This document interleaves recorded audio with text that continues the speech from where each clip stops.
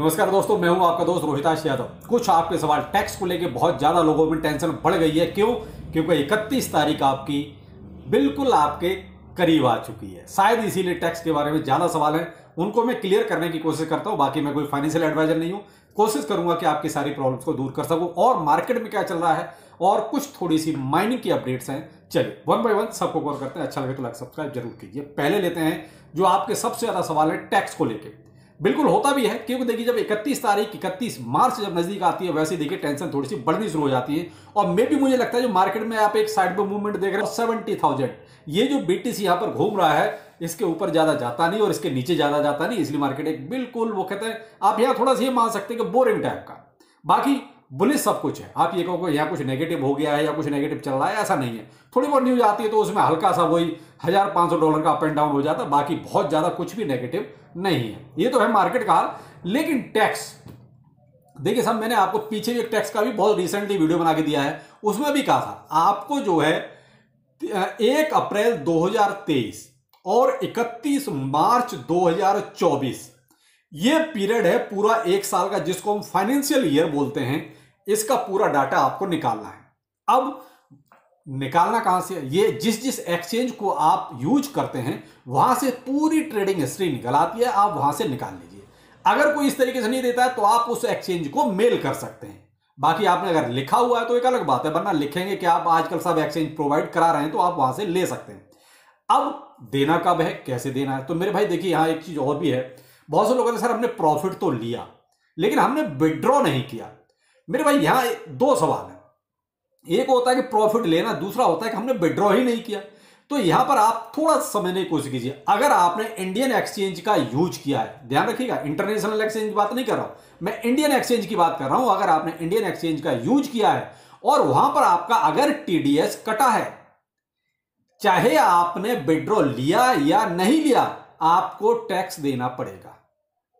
ये कोई कंडीशन नहीं है ऐसी कि आपने विड्रॉ नहीं लिया है तो आपको टैक्स नहीं देना है। आपका टीडीएस नहीं कटा है फिर आपकी कोई प्रॉब्लम नहीं है, आपको टैक्स को नहीं देना। अगर आपके किसी ट्रेड में अगर टीडीएस कटा है, आपने विड्रॉ बेशक नहीं लिया है बैंक में, आपका एक्सचेंज में ही पड़ा हुआ है, फिर भी आपको वो प्रॉफिट शो करना ही पड़ेगा कि भाई मेरे को इस ट्रेड में इतना प्रॉफिट हुआ है। आप बैंक में लो या मत लो, उसकी वजह है। वजह यह है टीडीएस का कटना, यानी सरकार के पास आपकी उस ट्रेड का टीडीएस जा चुका है, आपकी इंफॉर्मेशन जा चुकी है। आपने विड्रॉ नहीं लिया, वो आपकी मर्जी है। तो सरकार उस ट्रेड के हिसाब से ये देखेगी कि भाई साहब आपका यहां पर तो मेरे पास डाटा आया है कि आपका टीडीएस कटा है, इनकम टैक्स में आपका वो ट्रेड दिखाई नहीं दे रहा है, तो ये कहीं ना कहीं थोड़ा सा घालमेल हो जाएगा। तो आपको देखिए ये दिमाग से निकाल देना है कि मैंने बैंक में विड्रॉ नहीं लिया है। आप बैंक में विड्रॉ लो या मत लो, अगर आपको प्रॉफिट हुआ है, टीडीएस कटा है, कंडीशन यहां ये जरूर है। अब जैसे इंटरनेशनल एक्सचेंज का है, वहां टीडीएस नहीं कटता तो आपकी डिटेल भी नहीं जाती, तो वहां पर ये हो जाता है आपको देना है दो, नहीं देना मत दो, वो मर्जी आपकी होती है। ये एफआईयू के साथ जो रजिस्ट्रेशन का पंगा है वो यही तो है कि भाई वो टीडीएस की डिटेल देनी पड़ेगी। और टीडीएस की डिटेल का मतलब है कि फिर इंडिविजुअली सारे के सारे डाटा आपको सरकार को देने ही पड़ेंगे।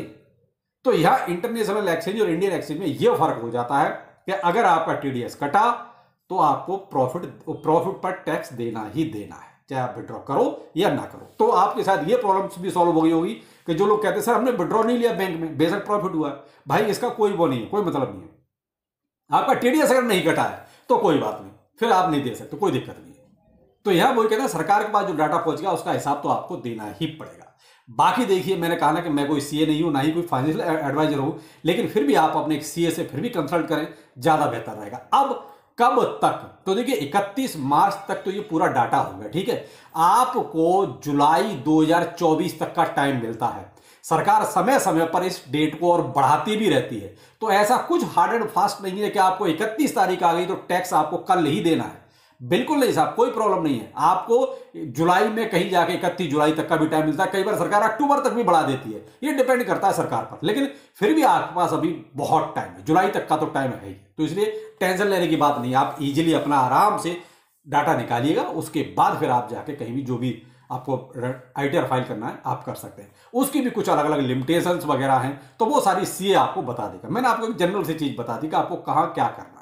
मैंने आपको पहले बताई दिया कि मार्केट तो एक ऐसी रेंज में जाके फिलहाल साइड बाय हो गया कि शायद इसलिए एक तो मंथली क्लोजिंग है, दूसरा वीकेंड है, दोनों ही चीजें मुझे ऐसी लग रही है कि शायद इसी वजह से मार्केट इतना साइड में, वरना हाल्विंग के आज 20-21 दिन और बच रहे हैं और मार्केट इतना साइड में हो जाए थोड़ा सा बहुत आता है। लेकिन अब क्या होगा, जो एक बूम आएगा ना वो एक अलग ही होगा, तो आप थोड़ा सा उसके लिए भी अलर्ट रहें कि कब आपको कौन सा मौका मिल जाए। दूसरा भाई मैंने कहा ना कि किसी भी टोकन्स का कोई भरोसा नहीं है कब कौन सा चलने लगे। हम ये नहीं कह सकते कि ये वाला नहीं चलेगा, पता चले उसी के पीछे कुछ वेल्स लग जाए और वही सबसे ज्यादा हवा में चला जाए।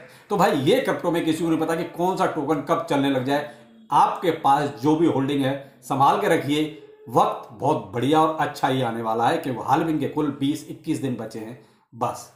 अब आते हैं कुछ सवाल आपके माइनिंग को लेके, तो सबसे ज्यादा है एक्स ब्लास्ट को लेके। तो देखिए माइनिंग वाले जितने भी प्रोजेक्ट हैं, मैं आपको पहले भी डिटेल में 2 वीडियो आपको बता चुका हूं। जैसे माइनिंग में लिखा था माइनिंग से 50 लाख तक आप कमा सकते हैं, वो डिटेल वीडियो इसी चैनल पर पड़े हुए हैं, आप एक बार ध्यान से उनको सुनिए देखिए तो आपको सारी चीजें समझ में आ जाएंगी, क्योंकि बार बार वही चीजें बताने का कोई मतलब नहीं है। माइनिंग वाले जितने प्रोजेक्ट हैं स्टार्टिंग में किसी का कोई भरोसा नहीं होता, कुछ पता नहीं होता कि ये चलेगा नहीं चलेगा या बाद में क्या रूल्स रेगुलेशन लेके आएगा। भाई ये अंतर्यामी कोई भी नहीं है। अब जैसे एक्स ब्लास्ट का है, अगर इन्होंने पहले बताया होता कि भाई रिफाइन करने के जो अलग से मशीन आएगी उसका $30 लेंगे, तो भाई साहब मुझे लगता नहीं कि कोई भी इनका करता। लेकिन होता क्या है कि जब यूनिट इनकी कम्युनिटी बढ़ जाती है, ये उस टाइम जाके ये चोचले करते हैं।